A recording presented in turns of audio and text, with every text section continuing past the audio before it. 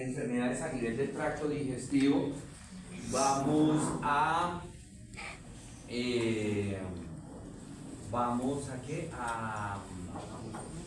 mirar, empezar por esófago y vamos a organizar unos seminarios que van a realizar ustedes. Entonces vamos a comenzar con el esófago, ¿sí? Veamos primero que todo las lesiones inflamatorias a nivel del esófago. Quizás una de las enfermedades que en algún momento puede llegar a ser quirúrgica, y ahorita les explico en qué momento, es la esofagitis, la inflamación del esófago, que por lo general es ocasionado por el reflujo gastroesofágico. Casi, y ahorita vamos a ver, en la próxima sesión, ahorita vamos a ver de estómago, que la mayoría de los pacientes que sufren de gastritis sufren de reflujo y sufren de esofagitis. No sé si ustedes de pronto han tenido la oportunidad de pronto de ver un resultado de una endoscopia, ¿sí? Un resultado de una endoscopia y ven que el paciente tiene hernia hiatal, que el paciente tiene una gastritis, no sé, corporantral, aguda o crónica, se observan zonas eritematosas, bla, bla, bla, bla, bla, y una esofagitis grado, no sé, 1, grado 2, que no sé qué, lesiones eritematosas, que esto y aquello, ¿cierto?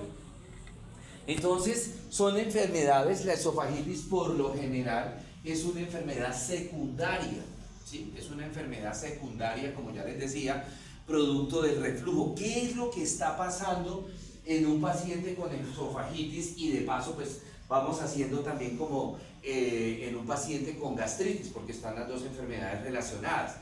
Primero, sí o sí, un paciente con esofagitis, el trastorno, el daño, la fisiopatología de la esofagitis es una pérdida de tonicidad de cardias. Recordemos que el cardias es el esfínter que permite, o es el esfínter que está entre el esófago y el estómago, ahí en la unión cardioesofágica, y es el que permite el paso del alimento precisamente del esófago hacia el estómago. Y ese esfínter, como esfínter que es, se cierra herméticamente. Una vez llega el alimento, y aquí está, digamos, el cardias, llega el alimento, el esófago, toca el cardias, inmediatamente el cardias se abre, permite el paso del alimento del esófago hacia el estómago y se cierra herméticamente. No es que sea así, sino es como, digamos, para que lo entendamos, el estímulo para que el cardias se abra tiene que ser el alimento, pero en la parte superior, aquí arriba, del esófago, ¿sí? No en la parte inferior, ¿verdad? No en la parte del cardias que da hacia el estómago, no. El cardias se abre, pasa el contenido alimentario, ese bolo alimenticio, pasa del esófago hacia el estómago, se cierra herméticamente y ahí comienza, que ustedes se acuerdan cuando vimos digestivo, ahí comienza el alimento, el bolo alimenticio cae en las criptas, en los repliegues gástricos, comienza a contraerse ese estómago para continuar triturando el bolo alimenticio, comienzan esas células que están en las criptas gástricas, células parietales principales, imógenas, etcétera, ya lo conocemos, ¿sí? En ese proceso de contracción del estómago, pues se mueve el cardias, pero acuérdense que el estímulo tiene que ser de arriba hacia abajo. Entonces, en ese proceso de contracción hay alimento que toca el cardias y ese estímulo, como no viene normal de arriba hacia abajo, el cardias no se abre. En estos pacientes sí se abre el cardias, ¿sí? Por eso se dice que el trastorno, el daño fisiopatológico de la esofagitis y de la gastritis es que el cardias pierde tonicidad.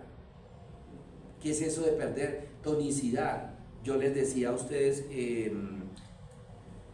cuando veíamos por allá que ligamentos y toda esa cuestión, un esfínter es como un caucho cuando nosotros lo compramos, que es pequeñito y es como durito, tiene un tono. Pero si nosotros empezamos a jugar con ese caucho, llega un momento en que primero, ¿qué le pasa al caucho? Se dilata. Se dilata el caucho. ¿Por qué se dilata? Y ya se vuelve blandito, porque pierde tonicidad.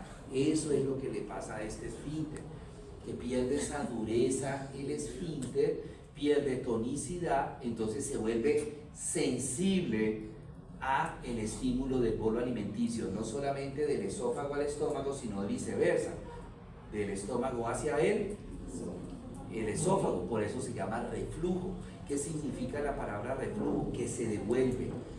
¿Qué se está devolviendo acá? Un contenido alimentario, un bolo, un quimo se está devolviendo, ¿sí? ¿Y qué particularidad tiene ese quimo? ¿Qué particularidad, señora? ¿Cómo? Que es ácido. ¿Por qué? Porque ya se mezcló con las secreciones ácidas del estómago, de los jugos gástricos, ácido clorhídrico y todo eso. Eso es ácido. Entonces empieza a quemar la mucosa del esófago. Empieza a quemar la mucosa del esófago. Y esa es la esofagitis. ¿Sí?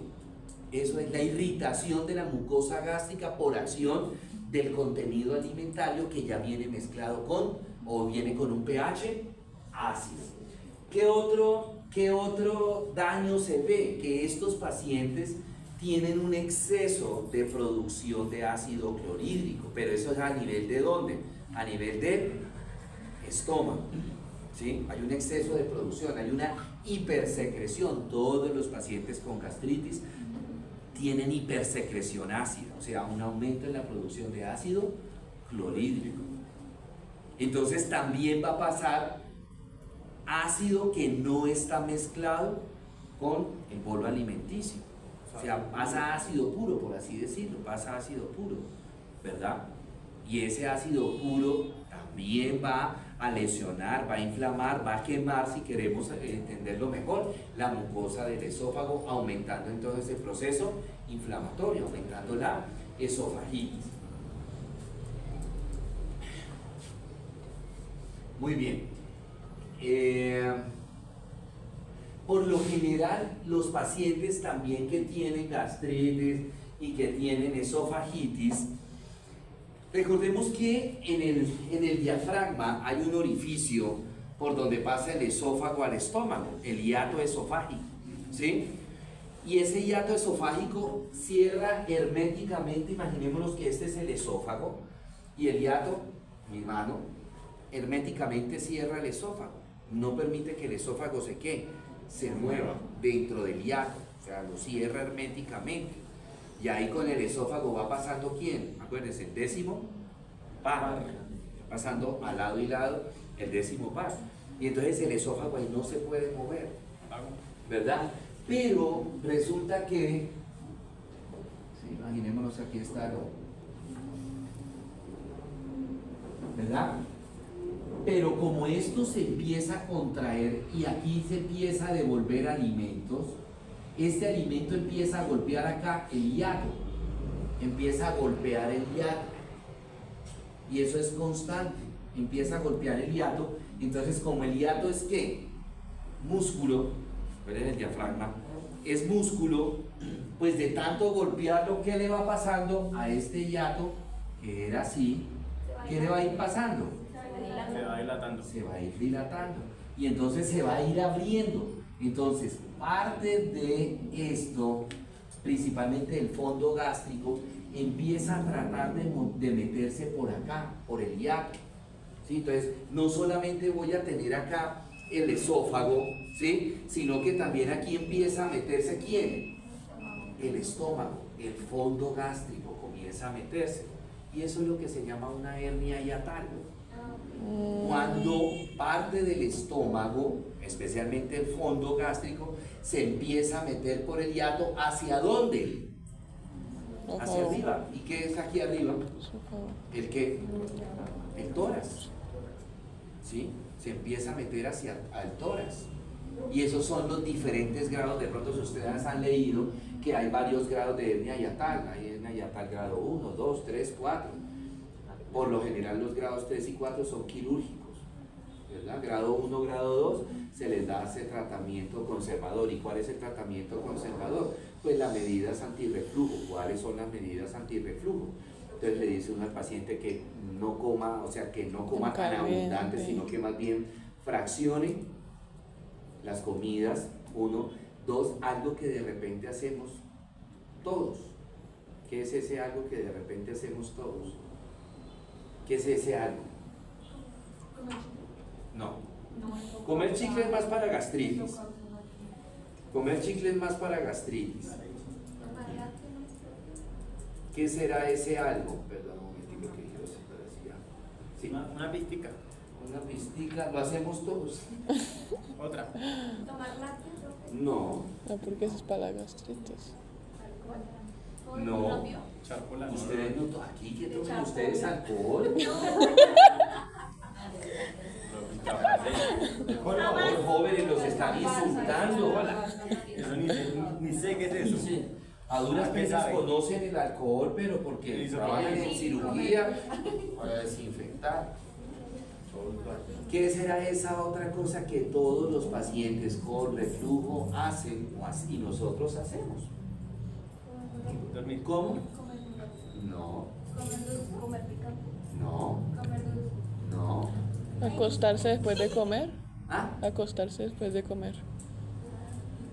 Acostarse después de comer. Siempre que si me acueste. O comer acostados. Ujú. Se recomienda. ¿Por qué? Pues es lógico. Uno se acaba de comer y nos vamos a acostar, pues el estómago se se va devuelve. hacia atrás y entonces le queda fácil devolverse. Claro. Es por eso, si ustedes ven a los pacientes con reflujo, hacen eso. Y así no tengamos reflujo, lo hacemos. Sí. ¿Sí? Lo hacemos. Entonces, otra medida antirreflujo es decirle al paciente que Coma sentado y espere. sentado y que no se acueste inmediatamente, por lo menos media hora. ¿Sí? Sí, de repente caminar o que esté sentado. Algo que mantenga el estómago en posición vertical para que el alimento por gravedad que pues siga bajando y siga pasando, siga su camino pues hacia el duodeno. Pero si nosotros nos acostamos, entonces mire el contenido. Si ustedes, alguien tiene una botella acá con algún líquido, exacto, mire, este es el estómago, mire. ¿Cuál fue la tendencia? Una parte del jugo se quiso ir hacia el cardias, mírenlo acá. Este es el estómago, acá está el cardio, por acá viene el píloro, ¿cierto? Ya, entonces nosotros caminando, lo que sea, pues esto va bajando, va pasando.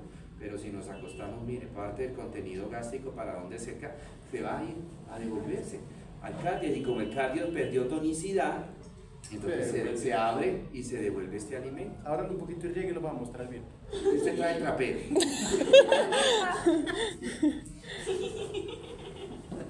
Manso, pero no menso. Bueno, ¿cuáles pueden ser las posibles causas? Entonces tenemos la candidiasis. La Candida albicans es un hongo. Este hongo tiende a aparecer frecuentemente en pacientes que están inmunosuprimidos.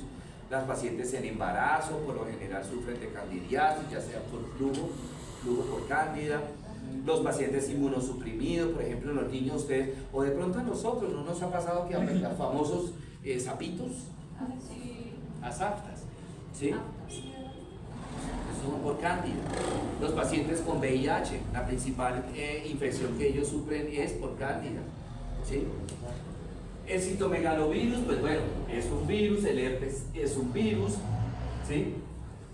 Hay consumo de materiales corrosivos como por ejemplo el consumo, alguien por acá decía, el consumo de picante, ¿sí? De sustancias muy ácidas, ¿verdad? Los traumas, pero esta es una esofagitis irreversible, por intubación o cuando le hacen endoscopia, ¿no? Qué lástima. Fastidiado cuando después de una cirugía que al paciente lo intubaron, ¿cierto? Entonces después de unos días, ¿ves? Después de que el paciente empieza a reaccionar, empieza a tener como una esofagitis, una disfagia. La radiación, el VIH-Sida que les comentaba hace un ratico. Bueno, ¿qué es lo que se va a encontrar ahí? ¿Cuál es la fisiopatología? Pues ese ácido, ya sea ácido puro, ya sea combinado, ¿sí? Va a generar un enrojecimiento a nivel de la mucosa del esófago, ¿sí? El ataque comienza de adentro hacia afuera, es decir, de la capa más profunda hacia la periferia. Entonces comienza a presentarse un eritema. Ese eritema, ¿por qué aparece? Porque hay inflamación, ¿sí? hay inflamación, ¿verdad? Dependiendo la frecuencia con la que el paciente tenga el reflujo, ¿sí? Entonces ese ácido puede ir perforando, puede ir atacando la capa más interna, después ataca la capa media y finalmente la capa más externa, la capa sedosa, ¿verdad? Todo depende de qué, o sea, esa erosión de qué depende, depende uno, de qué tan constante es el reflujo, porque de pronto a nosotros a veces nos da la griera, pero es de vez en cuando, ¿cierto? La pirosis, pero hay otros pacientes que es permanente. Entonces, en estos pacientes que es permanente el reflujo, entonces ese reflujo está constantemente atacando la mucosa del esófago, la va a inflamar y continúa erosionando, va rompiendo las capas y va erosionando y aparecen las úlceras, que ahorita vamos a hablar de esas úlceras, ¿cierto? Va a haber una hiperplasia de las células del epitelio de la capa más profunda, recuerden que por ahí comienza. ¿Por qué? Porque la va destruyendo, pero acuérdense cuando hablábamos de vasculitis, la lámina basal, el ácido destruyó y la lámina basal inmediatamente que repone, vuelve el ácido, destruye, repone, hasta que llega un momento en que la lámina basal, digamos que se le acabaron las células y entonces ya no repone. Entonces cuando empieza a aparecer ¿qué? La ulceración, la erosión, ¿cierto? Hay alargamiento de las papilas a nivel de la lámina propia, que la lámina propia es la lámina basal. Entonces, en ese proceso de que la lámina basal, la lámina propia está reconstruyendo cada rato, las células que la secreción ácida que está destruyendo, esas se van hipertrofiando, van creciendo y generan una papilitis, ¿cierto? Obviamente, como hay un ataque, ¿verdad? Entonces, hay migración de células, principalmente de neutrófilos. ¿Por qué? Vamos a dar cuenta también, y ahorita lo vemos de pronto, que una de las bacterias que más frecuentemente ataca la gastritis, ¿cuál es? Ustedes la saben. ¿Cómo? El Helicobacter pylori. El Helicobacter pylori. Por eso a los pacientes que le hacen endoscopia, cuando el endoscopista está haciendo el procedimiento, en esas zonas que están como muy hiperplásicas y que hay bastante erosión, toma muestra, toma biopsia para hacerle una prueba que se llama el test de ureasa. Si el test de ureasa sale positivo, tiene Helicobacter pylori. Si el test de ureasa sale negativo, no tiene Helicobacter pylori. Entonces hay que hacerle tratamiento, y ahorita lo miramos, cuando hay gastritis y fuera de eso el paciente tiene Helicobacter pylori, hay que hacerle tratamiento con 4 medicamentos, ¿sí? Anteriormente era un tratamiento triconjugado, pero desafortunadamente la población, nosotros somos los responsables de que se esté generando resistencia a los medicamentos por parte de las bacterias. ¿Por qué? Porque de pronto hacemos los subtratamientos. Ya me decía, el doctor me la mandó por 10 días, que de pronto su merced lo puede ver allá, todavía está trabajando en la odontología. Entonces que el odontólogo le manda antibiótico para que le hiciera una exodoncia, lo que sea, le manda tratamiento por 10 días o lo que sea, y el paciente se la toma solamente por 3 días. Eso se llama subtratamiento, ¿sí? Que el doctor me mandó tratamiento por 7 días, pero no, ya no me duele para hacer chichi, o ya no me duele, ya no me arde, ya no sé qué, y termino el tratamiento. Esos subtratamientos son los que generan la resistencia a los antibióticos. Entonces ya desafortunadamente por esos subtratamientos el Helicobacter pylori se ha visto que ya está generando resistencia. Entonces hoy día no hay que hacer tratamiento triconjugado, sino tetraconjugado. Hay que darle al paciente, bueno, ahorita les explico qué tratamiento se le da al paciente. Bueno, muy bien. ¿Cuáles son las manifestaciones clínicas? La pirosis. ¿Qué es la pirosis? Yo lo dije ahorita. Las agrieras. Las agrieras. Ese es el nombre, digamos, como científico, médico para las agrieras, ¿sí? Esas agrieras depende de la fuerza con la que empuje el estómago ese reflujo.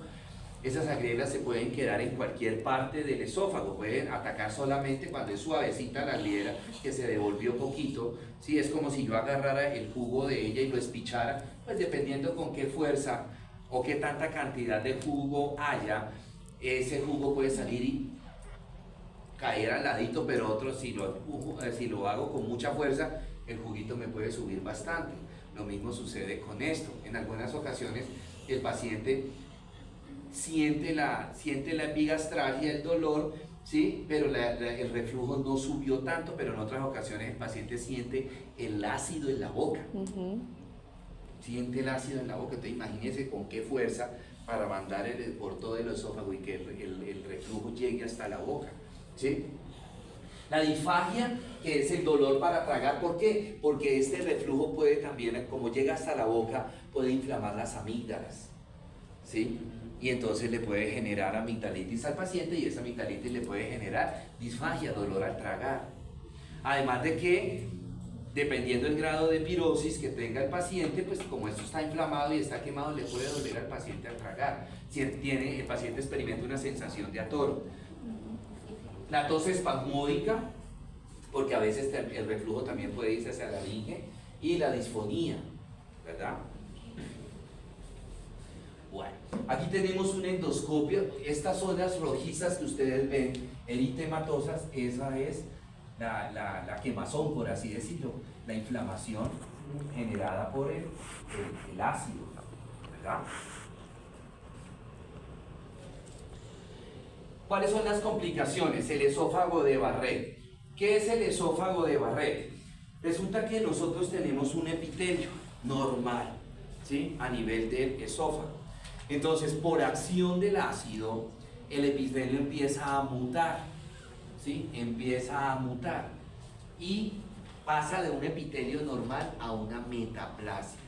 ¿Cuál es la génesis para un cáncer? Para que un epitelio normal se me convierta en cáncer. Acuérdense que el cáncer comienza ¿en dónde? En el epitelio. Entonces, ¿cuál es la génesis? ¿Cuál es el camino que sigue una degeneración celular para que terminara en cáncer? Tenemos primero el epitelio normal, ¿cierto? Cualquiera que sea. Llega un agente X y pasa a metaplasia. La metaplasia no es cáncer. La metaplasia no es cáncer. Es un proceso, digamos que las células están mutando. Es reversible. La metaplasia es reversible. Se le pone el tratamiento al paciente, el paciente se cuida, ¿cierto? Es reversible. Luego, si sigue el agente agresor y el paciente no tiene tratamiento, no se cuida, se convierte en displasia. La displasia es la lesión precancerosa. No es cáncer todavía, es la lesión precancerosa. Y finalmente, anaplasia. Una anaplasia ya es cáncer. Si ustedes leen una endoscopia, en un reporte de patología y ven anaplasia, cáncer. Ya es cáncer. Es irreversible.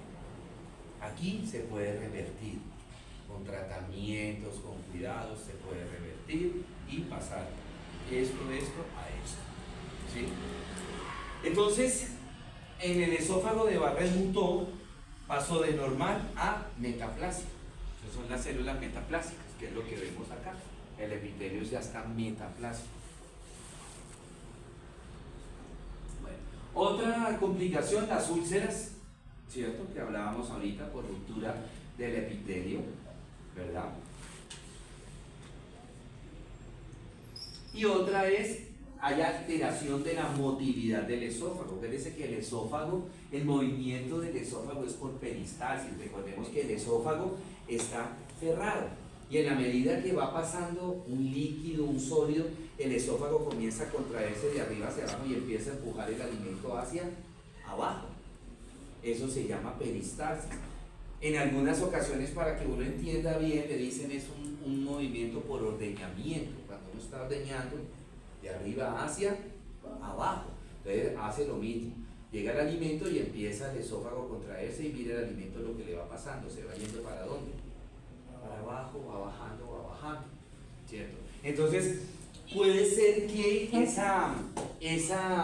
ese reflujo lesione ese décimo par, que es el que le da la parte motora al esófago, y el esófago ya la peristalsis se disminuya, ¿sí? Y entonces si se disminuye la peristalsis, aquí está el cardias, si se disminuye la peristalsis, ¿qué le empieza a pasar a los alimentos? Se empiezan a ¿qué? A acumular. Miren cómo está dilatado el esófago, ¿sí? Está acumulado acá el alimento. ¿Por qué? Porque la peristalsis de pronto en este paciente no hay peristalsis o la peristalsis está muy, muy lenta. ¿Sí? Y pues eso puede generar una obstrucción y hay que operar al paciente. Bueno. Ok, preguntas hasta el momento.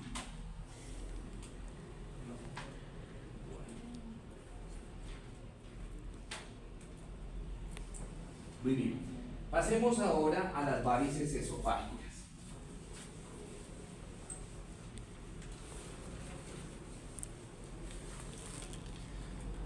Bueno, varices esofágicas y síndrome de Mallory-Weiss.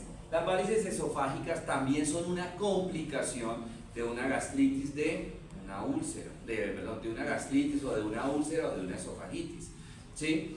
Recuerde siempre los vasos sanguíneos en los órganos de nuestro cuerpo. Los vasos sanguíneos están en la capa muscular, que es la capa de la mitad. ¿Sí? Está la capa de superficial, aquí está la serosa, esta es la capa muscular y esta es la capa del epitelio. ¿Sí? Los vasos sanguíneos están acá. Si esto se está destruyendo si esto se está destruyendo por el ácido, pues el ácido sigue metiéndose por acá, ¿cierto? Se va metiendo por acá el ácido y empieza a lesionar. Ya lesionó la capa epitelial, la capa del endotelio, y empieza a lesionar la capa media. Y ahí están las fibras elásticas, ¿sí? Y están las fibras musculares y están los vasos sanguíneos. Entonces, este ácido puede lesionar estos vasos sanguíneos, los rompe, bueno, inicialmente los inflama, y esa inflamación es lo que conocemos como unas varices esofágicas. ¿Sí? ¿Cuál es el problema de las varices esofágicas? ¿Dónde está el daño fisiopatológico? En las venas esofágicas pueden dar la puerta. Sí, el daño está en las venas esofágicas, pero en la vena esofágica, ¿dónde está el daño? Pregunta de parcial. ¿Cuál es el daño, la fisiopatología de un síndrome varicoso? ¿Dónde está el daño? Fue pregunta de parcial. Por eso perdieron el parcial. ¿Qué tienen las venas que no tienen las arterias?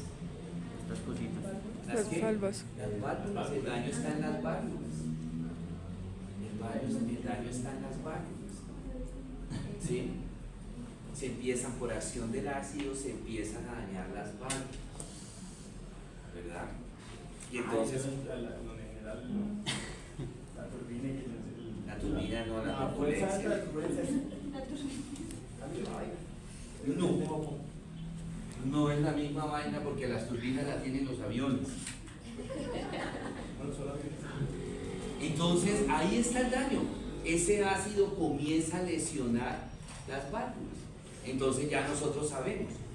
Pues obviamente habrá una sangre que está buscando la porta. Acuérdense que las venas esofágicas terminan en la porta, ¿sí? Entonces habrá una sangre que está buscando la porta y que está, digamos que dependiendo de la altura, estarán bajando, y otra sangre que está, ¿qué? Subiendo. Entonces, como la válvula está lesionada, hay ese choque de sangre y empieza a dilatarse esa vena y aparecen las varices esofágicas. Esas varices esofágicas se pueden perforar. ¿Por qué? Porque las varices esofágicas empiezan, imaginémonos que este es el esófago, la luz del esófago. Entonces comienzan a dilatarse. Mire que cada vez se están haciendo más superficiales las venas. Y en un momento se puede romper y me aparecen las hemorragias, que es una de las complicaciones de la esofagitis, de las varices esofágicas.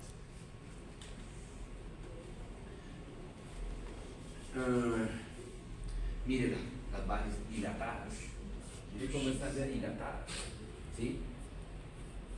¿Cuál es el peligro de ahí? Que de pronto por más ataque de ácido o por más pirosis o de pronto por vómitos, la emesis, el esfuerzo haga que se rompan esas varices. Entonces aparecen las hemorragias, aparecen las hematemesis, ¿cierto? Se rompen y aparecen las hematemesis, que son vómitos con sangre. ¿Qué es el síndrome de Mallory-Weiss? El síndrome de Mallory-Weiss es una ruptura de la mucosa del epitelio del esófago. Por lo general, el síndrome de Mallory-Weiss se ve con frecuencia en pacientes con reflujo, ¿sí? ¿Por qué? Porque el ácido empieza a atacar y va destruyendo el epitelio para ir, que es lo que les mostraba ahorita con el dibujo, para ir que profundizando, si ya no solamente atacar la capa epitelial, sino la capa muscular, entonces comienza a romperse, que eso también lo pueden ver los endoscopistas cuando hacen la endoscopia. Si el paciente tiene Mallory-Weiss y si el paciente tiene síndrome de Mallory-Weiss, en cualquier momento me puede hacer hemorragia. Entonces, el tratamiento sí es muy sencillo, lo que van a ver ahí, lo que de pronto van a hacer es cauterizar, ¿sí? Cauterizar esa ruptura, la cauterizan y se cierra nuevamente. ¿Puede volver a aparecer? Claro que sí, ahí o en cualquier otra parte puede aparecer. La pared del epitelio se va debilitando, la pared del epitelio se va debilitando. Bueno, muy bien. Pregunta, chicos. Eso fue desgarro de la mucosa del epitelio, ¿qué digo? Sí, de la mucosa o del epitelio del esófago.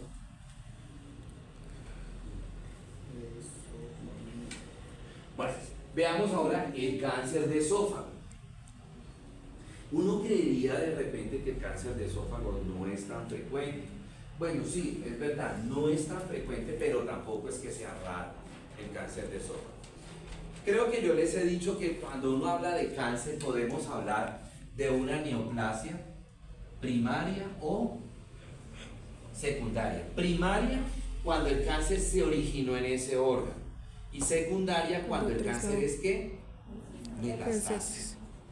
Por lo general el cáncer de esófago es metastásico. ¿Y de dónde creen ustedes que viene ese cáncer? Del estómago. Del estómago, ¿sí? Entonces, a la luz de eso, entonces sí es relativamente frecuente el cáncer de esófago, ¿cierto? Pues se presenta principalmente en personas mayores de 60 años y principalmente se presenta en los hombres. No es que se presente en los hombres porque uno creería, no, es que los hombres son los que sufren más de gastritis. No, no es por eso. ¿Sí? Porque hoy día tanto hombres como mujeres como muy a la par sufren de gastritis. ¿Por qué? Pues nuestros hábitos alimentarios, el rapidismo que tenemos hoy, ¿sí? Entonces hoy vemos a la par hombres y mujeres sufriendo de gastritis. ¿Por qué? Por nuestros malos hábitos alimentarios, ¿correcto? Sino porque nosotros tenemos una predisposición que es genética, un haplotipo de histocompatibilidad, y ese haplotipo es más frecuente si el hombre es de raza negra. ¿Sí? Bueno, ¿cuáles pueden ser los factores de riesgo para un cáncer de esófago? Primero que todo, el alcoholismo, el tabaquismo, el consumo de arroz y té caliente.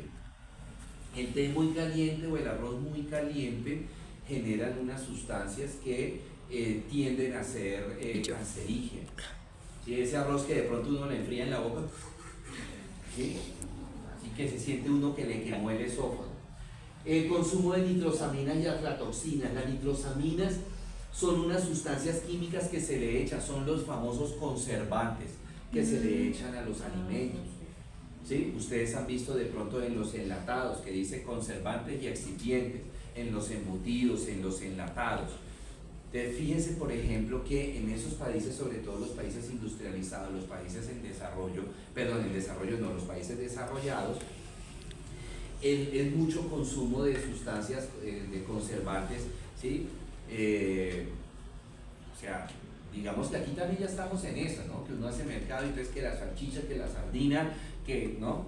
Pero es que, por ejemplo, bueno, a mí me gusta ver muchos programas de cocina y hay un programa, por ejemplo, bueno, muchos programas, pero hay un programa que no sé si ustedes han visto ese programa que se llama Chef al Acecho.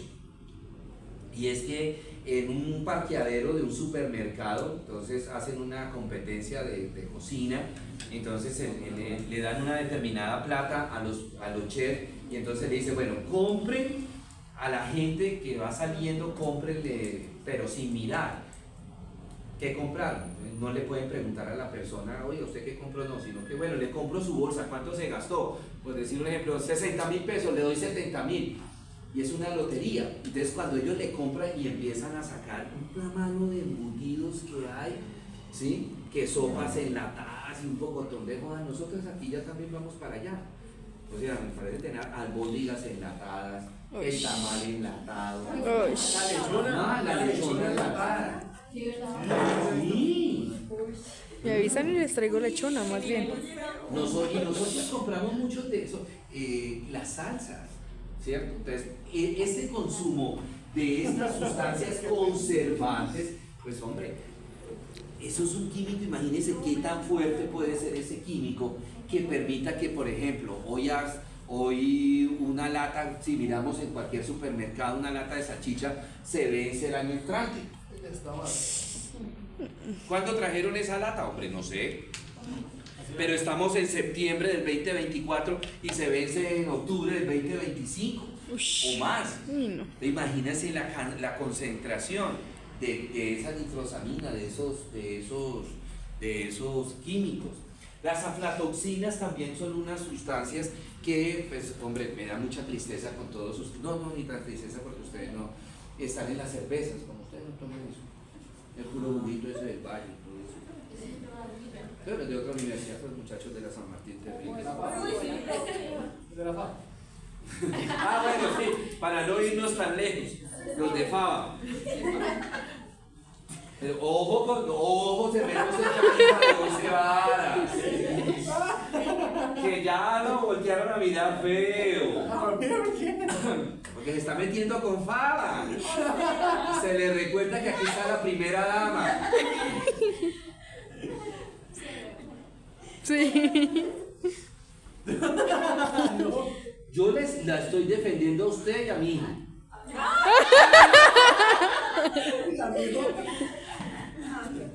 Tengo un video filmado ayer. Esa no era ella. Esa no era ella. No, ella también levantó la cara y se ve así. Teca la cara de ella. Obviamente al principio yo decía, no puede ser ella. Tiene que ser otra. Really? Le están haciendo ese lavado facial. ¿Quién es? Están revisando el epitelio. Bueno, sigamos. Muy bien, el pescado ahumado, no solamente el pescado ahumado, todo lo que sea asado en fuego, en carbón, así decirlo. Nosotros vamos a un asado y ponemos allá en el asado de pronto la carne, ahí en la rejilla la carne, ¿sí? Y obviamente sí es delicioso, pero ustedes saben que, bueno, agarran y empiezan a echarle aire para avivar el fuego, esos quemonazos que le pegan el fuego a la carne, llámese pescado, pollo, lo que sea, si ustedes agarran esos quemonazos y los raspan, le sale un hollín negro. Ese hollín es cancerígeno. El mismo de la arepa. Pero el de nosotros no. Correcto. El de nosotros Todo ese quemonazo. No, porque el de nosotros no lo podemos directamente a la parrilla, sino que va en Eso tiesto. es cancerígeno. El tiesto Lo que pasa es protege. que el pescado es mucho más, ¿sí? Por la liberación de sustancias que tiene el pescado, ¿sí? Pero de todas maneras, si consumimos la carne asada y ese hollín es cancerígeno, ahora que de pronto sea un poquito menos cancerígeno que de repente que el pescado ahumado es diferente. Ahí que entra a jugar la exposición. Si yo como de vez en cuandito, pues seguramente no. Pero si ustedes se fijan, pero ahorita no. La gente del campo y la gente de los llanos que están acostumbrados a que la mamona y toda esa cuestión, ¿sí? Entonces, ¿Qué otra mamona? Usted.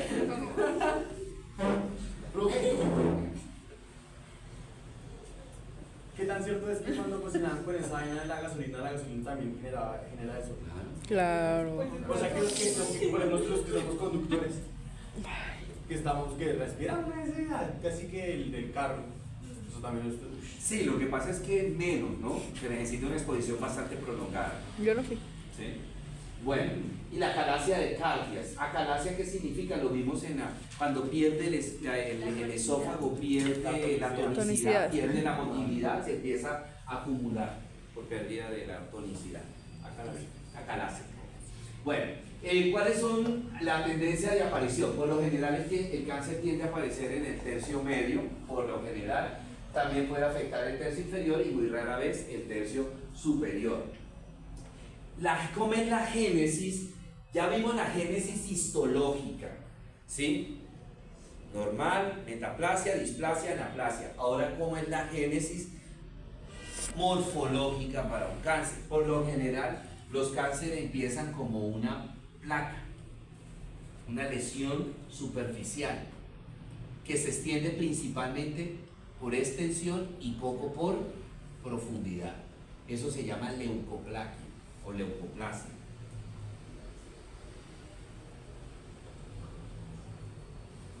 Esa lesión se puede ir elevando. Entonces viene la lesión nodular. Esa lesión se puede seguir elevando. Aparece la lesión polipoide o pólipo. Y esa lesión se puede ulcerar. Y ya viene la lesión ulcerativa. Todas son cánceres. No era como la anterior que era cáncer en anaplasia. No, ya todos estos son cáncer. Pero ¿cuál es la diferencia? La invasión. ¿Sí? Aquí solamente está invadiendo el epitelio superficial, ¿sí? La parte del epitelio. Y aquí ya va infiltrando planos profundos. No es lo mismo tratar un cáncer así en leucoplasia a tratar un cáncer en lesión polipoide o ulcerativa. ¿Es lo mismo que las etapas? Sí, las etapas, son las etapas. Porque por lo general los cánceres van pasando por estas etapas. Pero eso ya son etapas de anaplasia. Sí, ya de anaplasia, ya es cáncer. Todo esto ya es cáncer. Todo eso ya es cáncer. ¿Sí? Bueno. Entonces miren este cáncer. ¿Sí? Madre. Esta es una etapa ulcerativa. Miren que la superficie no es irregular. En los libros dicen que es una superficie fungosa o digamos que yo siempre hago la analogía de esto. Ustedes han visto la superficie de un brócoli, de un coliflor. Así es el cáncer en la fase ulcerativa. ¿Sí? Y fíjense que ya está tapando casi toda la luz del esófago. Esto es lo que queda libre. Entonces este paciente ya tiene disfagia, le duele al tragar, siente esa sensación de atoro. ¿Sí?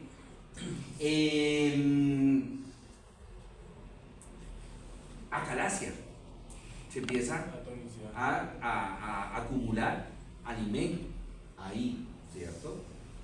Ese paciente tiene intolerancia ya, la lesión comienza con la disfagia y hay intolerancia primero a los alimentos sólidos. Ese paciente, por decir un ejemplo, come pollito, no pasa nada, pero si llega a comer un chicharrón, siente el atoro, la disfagia.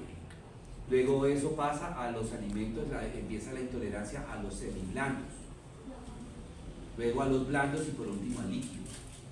Ahí ese paciente debe tener una intolerancia a líquidos impresionante, ¿cierto?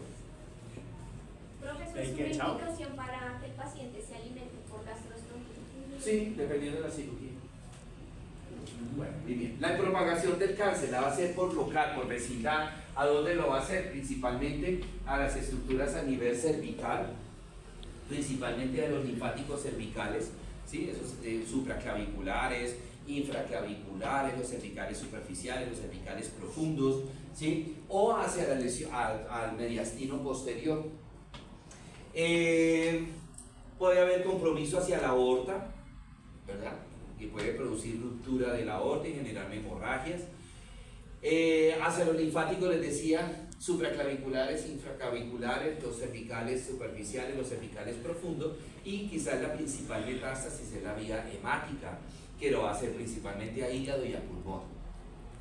Por eso estos pacientes, cuando se les está sospechando esa masa, que le hicieron endoscopia, le observan una masa perdón, a nivel de esófago, que no sé qué, pues además de, entre otras cosas que le mandan a hacer para descartarle cáncer de estómago y todo eso, le mandan a hacer radiografías de tórax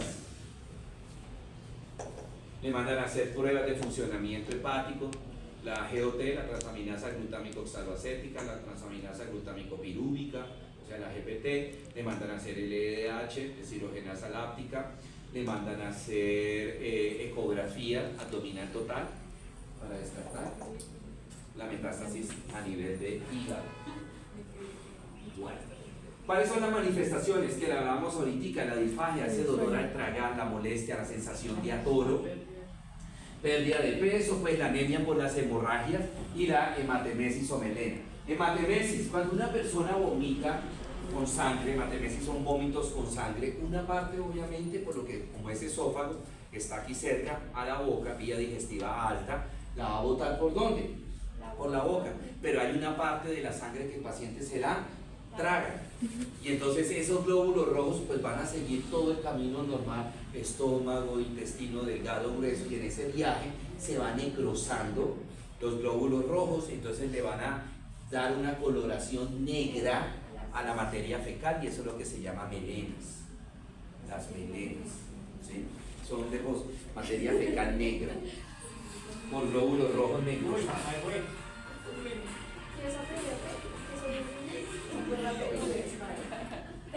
Hola, Doc.